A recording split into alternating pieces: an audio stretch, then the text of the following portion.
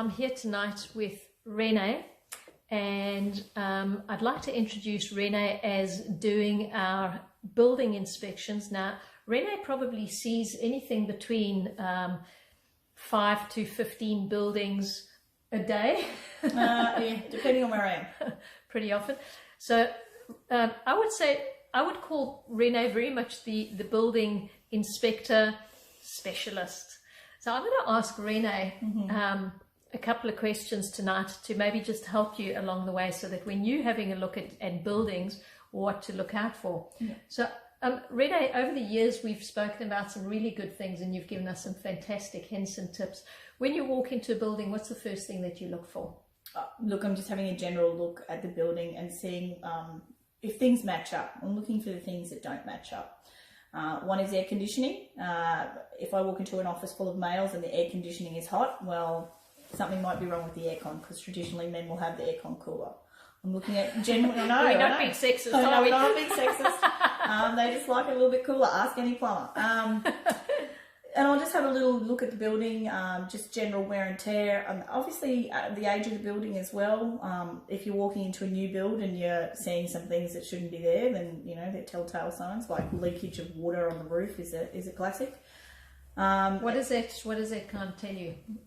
If you see something like that, what do you do? Well, you want to ask why. So I've walked into a building before, and the ceiling tiles, as they're referred to, so some of them look like they'd been new and replaced. And the others were old and dirty, and you ask a few questions. And look, a couple of times I've been floored. One was someone was mucking around with a broom and busting a few moves and put the broom through the tiles. So it wasn't necessarily that there was anything suspicious going on. But then other times I've asked and I've said, hey, what's going on with your roof? Why are these tiles new and the other one's old? And it's been a leak. Okay. And then the tenant will start talking. So, but in that case, it would have been a leak that has been fixed up already. Well, you just don't know. It depends on whether the leak looks new. Again, sometimes markings on the floor underneath the leak tells you that it's new, depending on what you're going into. Or a bucket. You're looking at a bucket, you see a leak, and you see a drip. So that's in the middle of the monsoons, right? Yeah. It depends on where you are and what's been going on. Yeah. So you're looking at many things when you walk into a building, and you're getting a feel for who's in the building as well, like what type of building it is. Is it a retail space? Is it industrial? Is it office space? Is it, hairdressing? Look, it just depends. Okay. Yeah. So when you go into buildings, do you check the plumbing? Do you go and check the toilet, turn the taps on, have a look in the kitchen cabinets? You can. My first point is to speak to the tenant and make a connection with the tenant in the building is my first. Bingo. Absolutely. If I can. Sometimes I go to inspections and the tenants aren't there for whatever reason. Mm-hmm. But if I can, it's to break the ice with the tenant and have a chat to the tenant, because a disgruntled tenant will probably tell me 10 times more information than just a snappy walk around of a building. So it's important, if you can, foster that sort of connection and link with the tenant. Do you find sometimes that agents might put a gap between you and the tenant? Do you have to ask special permission? Look, there have been times where I've rocked up thinking that I was going to do an inspection, and the agent, just before you walk in the door, says, you're just here to have a look at the property for an appraisal. And I'm like, no, am I? But I'll still ask questions for my appraisal, which sometimes they don't like. But I'm not being paid by the agent, I'm being paid by the buyer. So, okay. Yeah. And things like asking staff as well. Yep. Asking staff, and sometimes you want to know how long the staff's been there as well. A couple of times I've asked staff, and how long have you been here? And it's the newbie who's only been there a week. So, the information that you're going to get is not as long-term information. Yeah. So, look, it's keeping your eyes and ears open and making a connection with the tenant, and not being confrontational as well. Breaking the ice with a bit of humour is always a good thing, and having a look around and inspecting it and seeing. For me, one of the classics is what doesn't match up. Okay. What am I missing? What doesn't match up here? Can you tell us any stories that have happened that could be pretty good stories that people can learn from, to look out for? There was one I remember we spoke about, which was I think it was rust in the concrete. Concrete cancer. Yep. So you've got to be careful of that. So how did you notice that? Well, there was some dark patches. So the tenant had polished the concrete, and I asked some questions about what are these stains here on the concrete, because sometimes it may not be concrete cancer. You want to find out what the answers are. And he said, oh, that's concrete cancer. And I was like, oh, really? Okay.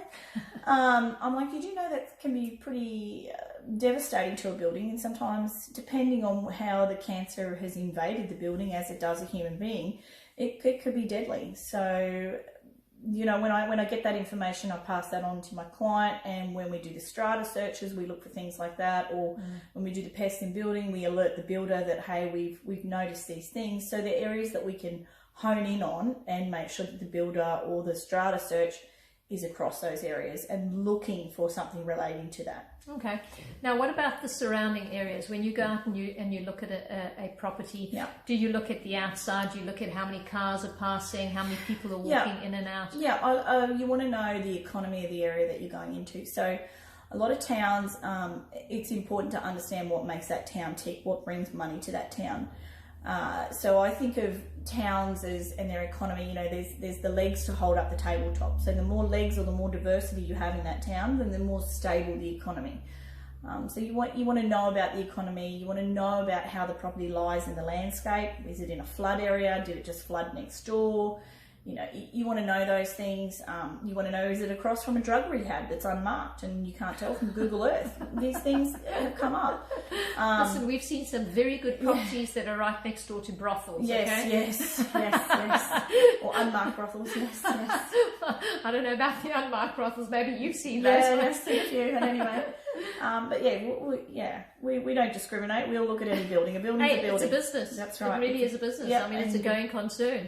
And people buy those businesses too. So right. They registered. In fact, we spoke about that at one stage, because we did have somebody that was looking at a brothel, and the things to look out for is obviously the certification and health and safety.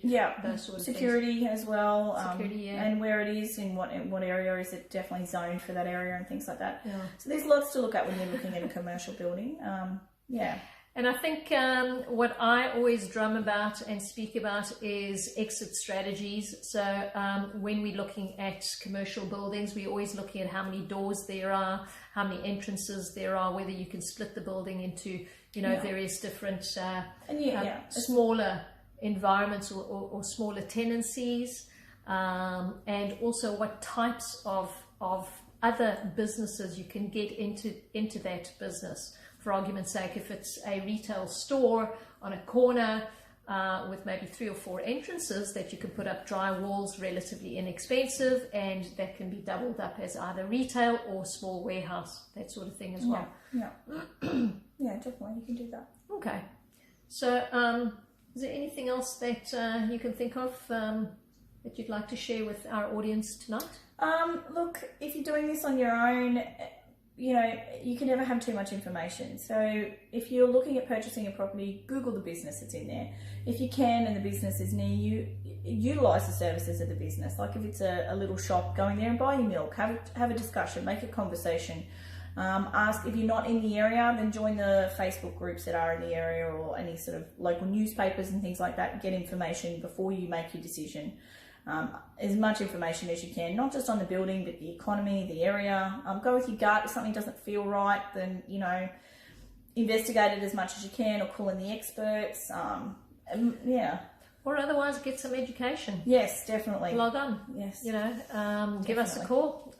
Happy to discuss that with you and share with you our experience and how to help you out there.